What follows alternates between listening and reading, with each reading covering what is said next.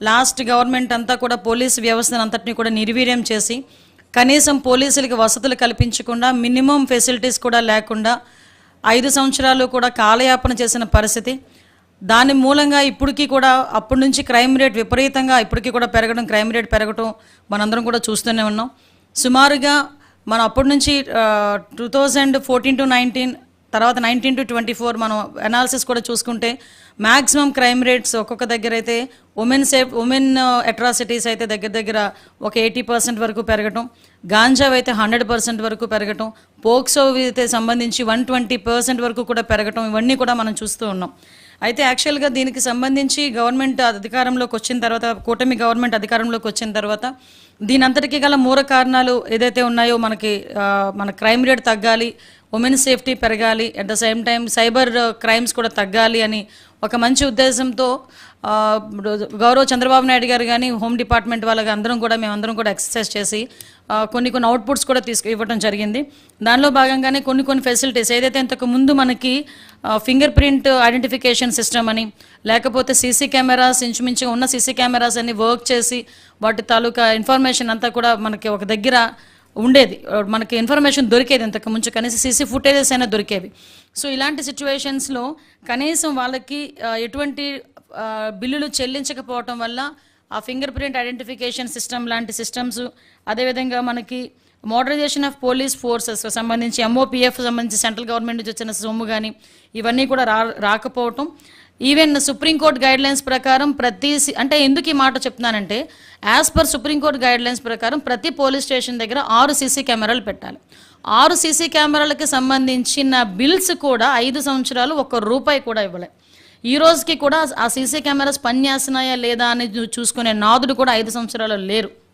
ఇలాంటి ఆశ్చర్యకరమైన విషయాలన్నీ కూడా కొన్ని సందర్భాల్లో మనకు తెలియడం, మళ్ళా తిరిగి ఈరోజు బయటకు వచ్చి ఈరోజు జగన్మోహన్ రెడ్డి గారు బయటకు వచ్చి భద్రత గురించి, అదేవిధంగా ఉమెన్ సేఫ్టీ గురించి మాట్లాడటం, ఇవన్నీ చూస్తూ ఉంటే కంపారిజన్ కూడా తెలియాలనే ఉద్దేశంతో చాలా క్లియర్గా చెప్పడం జరుగుతుంది. ఈరోజు గౌరవ ముఖ్యమంత్రి గారు చేసిన రివ్యూలో కూడా చాలా క్లియర్గా సుప్రీంకోర్టు గైడ్లైన్స్ ప్రకారం పెట్టాల్సిన 6 సీసీ కెమెరాలకు సంబంధించిన 11 కోట్ల రూపాయలు కూడా ఇమ్మీడియట్గా క్లియర్ చేయమని చెప్పి ఈరోజు గౌరవ ముఖ్యమంత్రి గారు ఆదేశాలు ఇవ్వడం జరిగింది.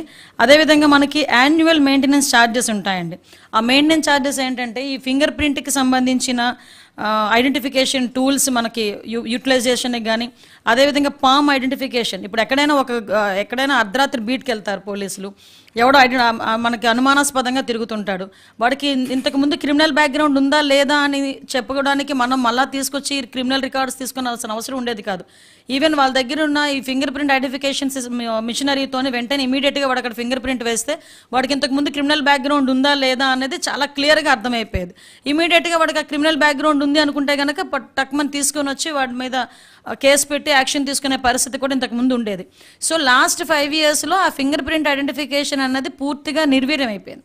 అంటే వాళ్ళు ఏంటంటే వాళ్ళ మినిమం మెయింటెనెన్స్ డబ్బులు కూడా ఆ రోజుల్లో ఇవ్వకపోవటం వల్ల ఈవెన్ ట్రాఫిక్ చలానాల్స్ కానీ, అంటే ఎక్కడైనా ఈ పామ్ ఐడెంటిఫికేషన్స్ కానీ, ఈవెన్ గంజా ఐడెంటిఫికేషన్ టూల్స్ కానీ, వీటన్నిటికీ కూడా మెయింటెనెన్స్ ఇంతకు ముందు ఉండేది. ఆ మెయింటెనెన్స్ అంతా కూడా 5 సంవత్సరాలు పోవటం వల్ల అవన్నీ కూడా మూలన పడిపోయిన పరిస్థితి. మళ్ళీ వాటన్నిటిని కూడా ఈరోజు రీస్టోర్ చేసి వాటన్నిటికీ కూడా ఏదైతే వాళ్ళ ఛార్జెస్ ఉన్నాయో 10 కోట్ల రూపాయలు, ఆ 10 కోట్ల రూపాయలు కూడా ఈరోజు ఇమీడియట్గా రిలీజ్ చేసి వాటన్నిటినీ కూడా మళ్ళీ లైవ్లోకి తీసుకొచ్చి ఏదైతే ఫింగర్ ప్రింట్ ఐడెంటిఫికేషన్ అవన్నీ కూడా మళ్ళీ పోలీసులకు అందుబాటులో తీసుకొచ్చి ఎక్కడైతే నేరాలు జరుగుతాయో, అనుమానాస్పదంగా తిరుగుతారో ఆ క్రిమినల్స్ పట్టుకునే విషయంలో వాళ్ళకి కూడా ఒక మంచి ఆపర్చునిటీ కింద ఇది కూడా భావించుకోవాలి మనం.